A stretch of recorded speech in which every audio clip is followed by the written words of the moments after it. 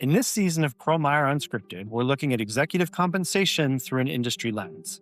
Our co-hosts, Mark Rosen and Aalap Shah, are joined by several colleagues who specialize in different industries, including technology, healthcare, oil and gas, and more, to examine the aspects of compensation design that are unique to each. As we continue our discussion about life sciences compensation program design and decisions, Mark and Aalap are joined by Matt Molberger, a managing director in our Boston office. Matt consults primarily to companies in the life sciences and technology industries as an advisor to compensation committees and senior management, and is here to discuss the nuances of creating a balanced annual incentive program and process. Let's listen in. Welcome to the pod, Matt. Hi, Aalap. Thanks for having me. Hey, good to see you here today. Hey, Mark. Hey, so, one of the first things I think we can kick this off with is, why is managing the equity plan pool so important in the life sciences space? I don't think that this is a today issue. I think this is an all the time issue. Equity is really the critical component of total rewards, certainly in the pre-revenue life sciences space. Protecting the cash runway is really vital for pre-revenue companies. And so equity ends up being not just the cheaper, but also the more available currency, so to speak. And I think it really does a nice job of tying the upside wealth creation opportunity to the high risk, high reward profile of the sector. When you think about the importance of equity and that sort of high risk and high reward profile, that's the profile of the sector and frankly, the profile of the individuals that are attracted to the sector. How should you think about helping individuals manage that risk and overall manage share usage that happens in the organization? It's really critical to do it at the company level. And most of the companies in the sector end up being in densely concentrated geographies. And the talent market for many jobs really is finite. And so this hyper-competitive competition for talent is what drives the need to really differentiate compensation packages in the marketplace. And equity ends up being one of the ways in which companies can differentiate themselves. That can be in terms of the size of awards, it can be in terms of the vehicles, it can be in terms of the vesting.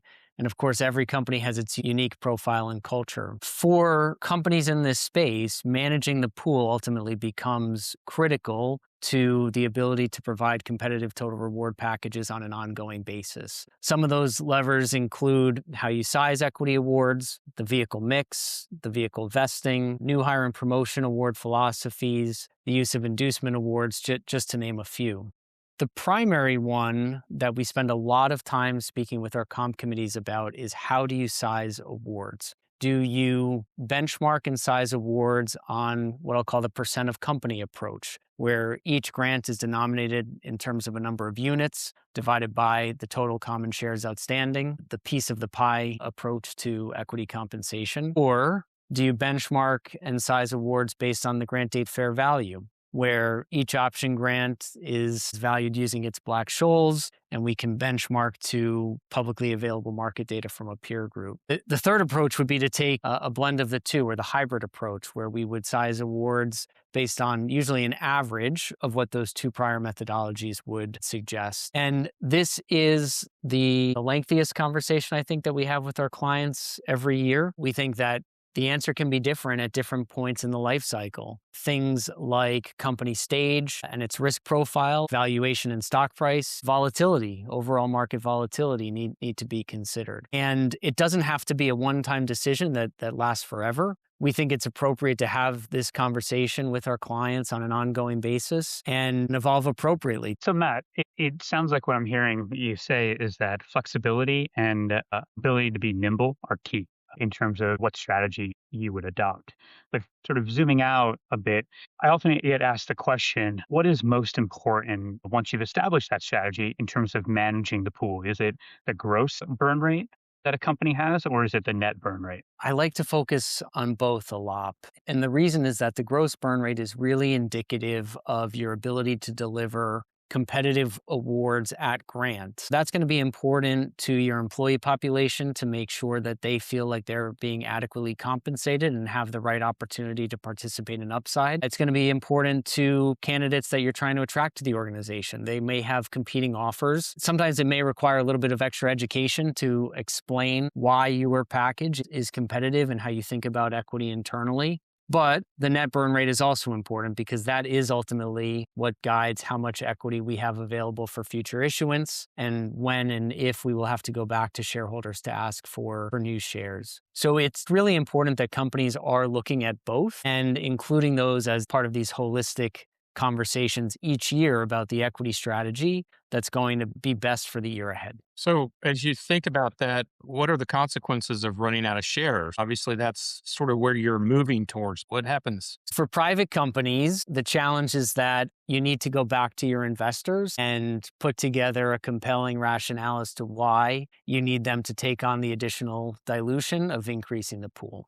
And in certain instances, those can be easy and even anticipated conversation. In other instances, they can be far more contentious. For public companies, it requires shareholder approval to expand the pool. So that is going to mean that there's a proxy proposal, that proxy advisory firms are going to have their opportunity to make recommendations on the proxy proposal, and ultimately shareholders have the ability to say yay or nay to the new equity plan or the share pool increase. So many companies in the space have gone public recently enough that they continue to be able to operate from equity plans that have evergreen provisions. This is a provision that provides an automatic increase to the pool each year, typically on January 1st, of either 4% or 5%. There's a belief in the marketplace that public company shareholders do not favor evergreen increases because they guarantee future dilution. Many companies that are proposing a new plan or an increase in the pool to their public company shareholders will elect to strike evergreen provisions, seeking instead a pool that they expect to last 4 or 3 or 2 years into the future. Because the evergreen provision is viewed to be like gold, companies will take different measures to be able to maximize the length of these evergreen plans. So what are some of those techniques to extend that evergreen provision and not go back to shareholders? Things like inducement grants? Inducement grants are certainly one of the levers. I tend to put that toward the lower end of my list when working with companies on managing their equity pools. For companies that go public with option-only programs, some of the first things to consider are shifting the mix and toggling the weights. So introducing RSUs is definitely one of the conversations that we have a lot with clients. RSUs are now common in the space. We saw a real shift in the early COVID, post-COVID days where competition for talent was rampant and everybody, all of the smaller companies, were competing for talent from big pharma and big biotech, where some candidates hadn't even had experience previously with stock options. And so there was a sense that RSUs were necessary to be able to attract the right talent to organizations. There was also a rapid increase in valuations across the sector, and companies started to grow reluctant to continuing to grant stock options at what were then all-time high prices. There was a view that it would be appropriate to start to provide some level of downside protection, and RSUs do exactly that. Whether the stock goes up or the stock goes down, as long as the company remains in business, the RSUs are going to provide some level of value. And then it's a share preservation mechanism. And so as companies were figuring out ways to make the equity last longer, companies used RSUs as a way to start to limit their burn rate and manage the pool. And that's because companies don't grant one RSU instead of one stock option. One RSU is inherently more valuable than one stock option. And so there's usually a trade-off. A company might grant one RSU instead of 2 options, or one RSU instead of 1.5 options. And so that's a conversion ratio that we'll work through with clients to figure out the right trade-off of both the potential value of the award as well as a share preservation effect of the mix. So Matt, are RSUs here to stay? RSUs are here to stay. Yes, absolutely. The question in my mind isn't whether RSUs should be in the mix, it's when to introduce them into the mix. And we're now seeing companies go out of the gate as public companies with RSUs in the package. They're still not prevalent amongst private companies in the life sciences space, but certainly amongst public companies. Our clients find it difficult to attract the talent that they want without RSUs in the package. How might equity plans and equity award practices evolve over time, given the dynamics in the industry? You mentioned the movement towards RSUs. Are there any other things that the listener should be thinking about? One of the other levers is the use of the inducement exemption. The exchanges permit companies to grant equity to external hires from outside of shareholder-approved plans pursuant to this inducement exemption. Companies will grant an inducement award to somebody joining from the outside. The spirit of the rule, in my mind, was really to attract executive talent. Those executives typically receive grants that consume big slugs of equity from the pool. And so the exchanges permit this exemption so that companies don't draw down their pool too quickly to make key external hires. What we've seen in the marketplace is that companies have taken a more liberal approach to using the inducement exemption. And some companies will go so far as to grant equity using the inducement exemption to all external hires. Companies are able to do this as long as they adhere to a certain select few rules, one of which is that the company has to put out a press release indicating that they have utilized this exemption for certain new hires. If the person is senior enough in the organization, they have to be named and their grant size has to be clearly disclosed. But at lower levels of the organization, companies can roll up participants and awards and disclose them in aggregate. One of the other changes that we're starting to see, or at least hearing being discussed, is this idea of using that inducement exemption to provide more of a front-loaded PE-style grant. When a company is hiring now, yes, we need to make equity grants to people at hire, but we also have to start to be planful for the shares that they're going to consume as ongoing employees as part of an annual refresh program. If we are concerned about the draw on the pool a year or 2 years out, does it make sense to provide even larger new hire grants at the time of hire where we can take advantage of this inducement award exemption such that we are postponing the draw on the pool in the future? Are you seeing any pushback on that from investors? At the end of the day, an equity grant is potential dilution, and an equity grant is burn rate, whether we're looking at it through the lens of the equity plan or we're looking at it and including the inducement exemption. So yes, Mark, this isn't a get out of jail free card.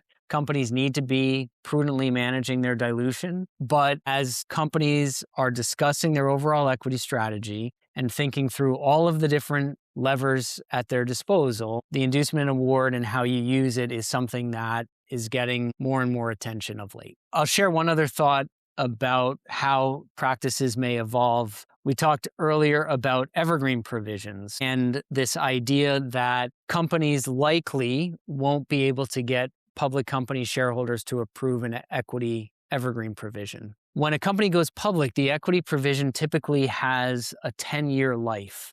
There was this prevailing view that if you were going to put an evergreen provision into an equity plan, that the assumption would be it would also have a 10-year life. One idea that we are starting to talk about with our clients is implementing an evergreen provision that has a very short and finite life. Let's say 3 years. A company may choose between, do we ask for a pool of 12% of common shares outstanding? That would allow us, all else equal, to grant 4%, 4% and 4% over 3 years. Or what if we had a 4% evergreen provision that had a finite life and there were only 3 evergreen provisions? The benefit of that is that the evergreen provision grows with the company's cap table. In a market where companies are constantly financing and constantly diluting themselves, that 12% pool that we seek today may only ultimately be 9 or 8 or 7% by the time we make all of the grants out of the pool. If we can get public company shareholders to approve an evergreen provision for 3 cycles, that evergreen provision is going to increase with the capitalization of the company. And so it's an anti-dilution measure that we believe some public company shareholders may be more willing to accept in the future. Well, Matt, you've given us a lot to think about. The comments on the front-loaded equity grants, as well as how to design your equity share request in a different way.